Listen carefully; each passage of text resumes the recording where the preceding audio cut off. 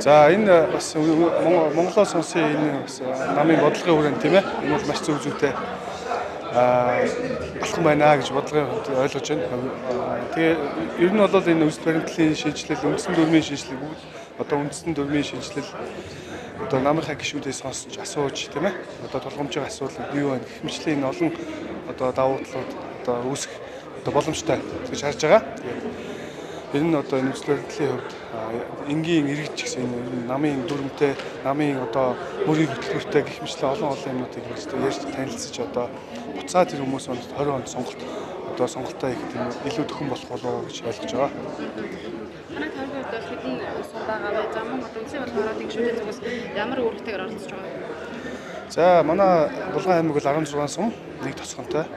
Манай тойргийн менежер одоо үндэстэн болгоо гişүү амарч шүү ажиллахаар болсон. Тэгээд миний хувьд бас одоо намын нарийн хувьд одоо бүх өвбөхний дагуулад одоо 2 жилийн хугацаанд юу хийв, намын дотоод дүрм шинжилгээ, намын гишүүд одоо гэх мэтлэн одоо ажлаа тайлагнаад одоо ирээдүйд юу их орон хөндлөлт яаж ажиллах үүдгийг одоо мөрийн хөтөлбөрөөр одоо боловсруулах юм том ажил тавьж байна.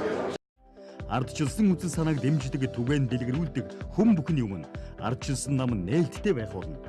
Намын шинжиллээс Монголын шинжилэл рүү Монголоо сонсъё.